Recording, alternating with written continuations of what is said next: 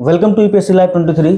Guys हमारे साथ में हमारे भाई हैं जिनका अभी सिलेक्शन यूपीपीएससी में यानी 2022 वाले में डीएसपी पे हुआ है। तो आज इनसे पूरी स्ट्रेटजी, पूरी बुक लिस्ट और क्या क्या बाधाएं हैं। भाई का 3 अटेम्प्ट था, इससे पहले भी 2 बार सेलेक्ट हो चुके हैं। और यूपीएससी में आपको बता दूं कि यूपीएससी का इनका चौथा अटेम्प्ट है और फर्स्ट इंटरव्यू है जो अभी 11 मई को होने वाला है। तो गाइज उनका मैं दुआ यही करूंगा कि उनका इंटरव्यू अच्छा जाए और फाइनली उनका यूपीएससी में सिलेक्शन हो।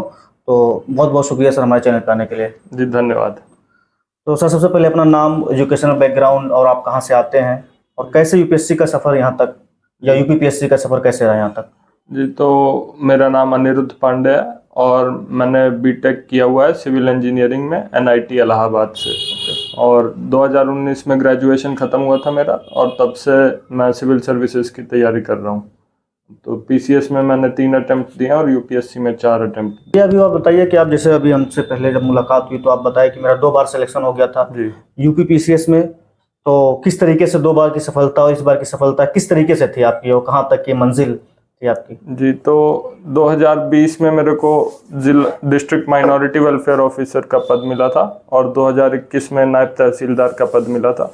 उसके बाद 2022 में डीएसपी का पद मिला है। ओके, तो 2000 जो मतलब अभी 23-22 का जो इंटरव्यू है आपका 11 तारीख को है। तो आप बिल्कुल जो प्रीलिम्स लास्ट स्टेज में है बच्चे, 28 मई को आज एडमिट कार्ड भी आ गया है। तो उनको आप किस तरीके से आप मोटिवेट करेंगे? तो प्रीलिम्स के लिए अब लास्ट मिनट में अब जो क्योंकि कम दिन बचे हुए हैं तो आपका फोकस ज़्यादा से ज़्यादा रिवीजन और जो आपने टेस्ट्स दे लिए हैं उन्हीं के सॉल्यूशंस को एनालाइज करना और प्रीवियस ईयर क्वेश्चन इन्हीं पे फोकस ज़्यादा रहना चाहिए। ओके, हाँ, आपकी सर बुक लिस्ट क्या थी, आपकी स्ट्रेटजी क्या थी, आपने कहाँ से कोचिंग ली या नहीं ली, इसके बारे में थोड़ा सा बताइए।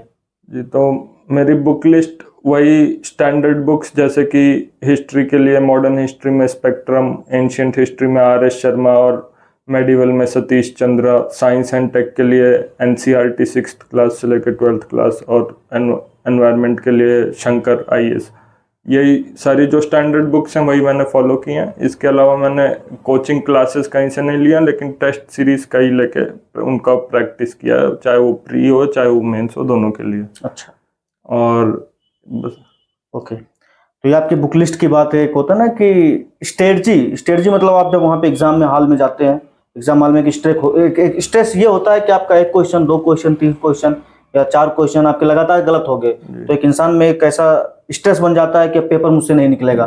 तो क्या इस स्ट्रेस के दबाव में हम अपने पेपर को खराब कर दें या फिर किस तरीके से वहाँ पे एग्जामिनेशन हॉल में अपने आप को मोटिवेट करें?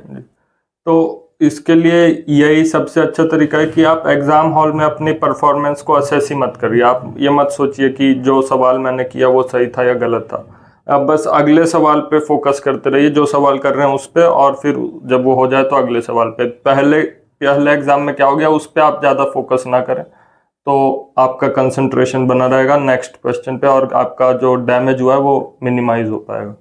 हाँ, तो आपका ऑप्शनल क्या है? आपने अभी बताया कि कोई कोचिंग नहीं ली। बहुत बड़ी बात है कि आप बिना कोचिंग के, लोग ये कहते हैं कि ना कि कोचिंग आप लोगे तभी आप सफलता मिलेगी, ऐसी कोई बात नहीं है। देखिए आपके सामने डीएसपी, इससे पिछली 2 बार आपका सिलेक्शन हुआ यूपीपीसीएस में, यूपीपीएससी भी बोलते हैं उसे। तो मैं गाइज आपको बताता हूँ कि कोचिंग आपके लिए इंपॉर्टेंस नहीं है। आपका जो लक्ष्य है, आपका जो डिटर्मिनेशन है, आपका जो डेडिकेशन है, वो आपका जो इनर मोटिवेशन है, वो आपको अपने लक्ष्य तक पहुंचाएगा। क्योंकि हमारे सामने बहुत बड़ा एग्जाम्पल हमारे अनिरुद्ध पांडे भाई। तो आपका ऑप्शनल क्या था भैया? जी मेरा optional political science and international relations था। तो क्या इसके लिए आपने कोई कोचिंग की या कोई टेस्ट सीरीज, इसके बारे में थोड़ा सा?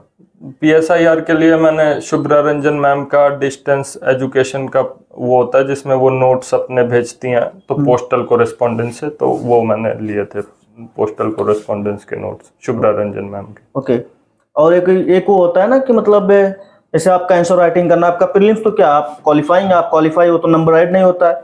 आप आंसर राइटिंग, मेन जो गेम होता है यूपीएससी का या यूपीपीएससी का या किसी स्टेट पीसीएस का, वो होता है आपका आंसर राइटिंग। तो आपने किस तरीके से अपने कॉपी में अपने आंसर को पिरोया और जो खूबसूरती झलकी बोर्ड ने आपको सेलेक्ट किया, तो किस तरीके से किया जाए, इसके बारे में थोड़ा सा बताइए आप।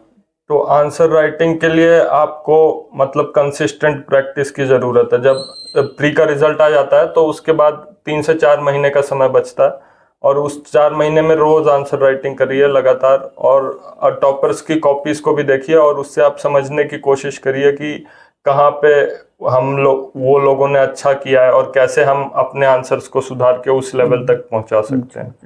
और इसके अलावा स्टैंडर्ड फॉर्मेट आंसर राइटिंग का, इंट्रोडक्शन, बॉडी कंक्लूजन, उसके साथ डायग्राम्स और गुड प्रेजेंटेशन, ये सारी चीजें जरूरी है। हाँ, ये आपकी बात तो आंसर राइटिंग की हो गई। ना 14 मई को जो पेपर है, आपने जो क्वालिफाई किया अभी 2022 वाले में, 2023 में जो 14 मई का पेपर है, 14 मई का जो पेपर है, उसमें आप किस तरीके से आपने मतलब कौन कौन सी बुक लिस्ट, लास्ट स्टेज में आपने करंट अफेयर कहाँ से फॉलो किया? और बुक लिस्ट तो सबकी सेम ही होती है, यूपीएससी चाहे यूपीपीएससी की। आपने करंट अफेयर कहाँ से किया और आपने यूपी स्पेशल कहाँ से किया? जी, तो करंट अफेयर्स के लिए मैंने घटना चक्र की जो आई दृष्टि आती है वो अच्छी किताब है, उसका ईयरली कंपाइलेशन जो एक लगभग 20 दिन या 1 महीना पहले एग्जाम के आता है, वही रिफर किया है। और इसके अलावा यूपी पीसीएस के लिए और यूपी स्पेशल के लिए आरिहंत की नो योर स्टेट बुक आती है, उससे मैंने अपने खुद के नोट्स बनाए थे। तो क्या जो आपकी जो बता रहे हैं घटना यानी दृष्टि घटना चक्र की जो आपकी आई स्पेशल आती है, क्या वो सफिशियंट है? जैसे 10 से मतलब ये मान लीजिए 10 से 17 क्वेश्चन रहते हैं, 15-17, तो क्या वो सफिशियंट है? कहीं जानने की जरूरत है कि उतना ही सब कुछ है? जी, मेरे हिसाब से अगर आपने वो पूरी बुक अच्छे से पढ़ लिया तो आपके अगर 15 सवाल में से 10 सवाल तो सही हो ही जाएंगे, तो उसमें समय कम लगता है और काफी सवाल आपके हाथ में आ जाते हैं, इसलिए सिर्फ वो उतना करना भी काफी हो जाता है। हाँ, तो जो अभी 28 मई को जो यूपीएससी का पेपर है, प्रीलिम्स का, सीएससी का, तो बच्चे जो अभी है कि पेपर आ गया तो सर पे मतलब बहुत परेशान हो जाते हैं, तो उस एंजाइटी को कैसे दूर करके अपने पेपर को एकदम आसान बनाया जा सके? जी, तो एंजाइटी को दूर करने का जो तरीका मेरे को पता है वो यही है कि आप उस एग्जाम के रिजल्ट पे मत फोकस करिए कि रिजल्ट में हम पास होंगे या फेल होंगे। आप इस पे फोकस करिए कि मैं अपना कितना बेस्ट दे सकता हूँ। जितना भी समय बचा है उस समय का एक प्लान बना लीजिए डे वाइज कि हर दिन क्या करना है, कैसे करना है, और उसी को फॉलो करने की कोशिश करिए। रिजल्ट की चिंता कम से कम करिए तो ज़्यादा अच्छा परफॉर्मेंस हो पाता। हाँ, जो अभी आपका रिजल्ट आया तो आप अपने घर पे बताया कि मेरा चयन जो है, मेरा सिलेक्शन जो है डीएसपी पे हो गया है, तो घर वालों का रिएक्शन, मम्मी पापा का रिएक्शन कैसा रहा? जी, घर वाले बहुत खुश हुए ये जान के। मतलब काफ़ी साल हो गए, 3-4 साल हो गए मुझे ग्रेजुएशन ख़त्म हुए, तो अच्छी पोस्ट भी मिली इस बार, तो वो लोग काफ़ी खुश हुए थे। ओके, आपका लास्ट मैसेज क्या होगा यूपीएससी एस्पिरेंट्स के लिए, या स्टेट, जो हमारा चैनल है वो स्पेशली फोकस करता है यूपीएससी एस्पिरेंट या फिर स्टेट पीसीएस, तो आपका लास्ट मैसेज क्या होगा हमारे व्यूअर्स को कि इनर मोटिवेशन और आपका मैसेज? जी, जेरेमी बेंथम का एक कोट है कि consistency is the rarest of all human qualities. तो अगर आप कंसिस्टेंसी मेंटेन किए रहें और लगातार मेहनत करते रहें तो रिजल्ट आता है। तो गाइज इसी तरीके से है, मतलब जो भी हमारे टॉपर्स के वीडियो पाने के लिए, और बहुत से टॉपर्स हमारे कनेक्शन में भी हैं, धीरे धीरे वीडियो आती रहेंगे, तो हमारे चैनल को लाइक करिए, शेयर करिए, सब्सक्राइब करिए, और सब लोग दुआ करिए कि भाई का जो है इंटरव्यू अच्छे से जाए और फाइनल में इनका यूपीएससी का इंटरव्यू लूँ, इनका सिलेक्शन हो। तो थैंक यू भाई, थैंक यू।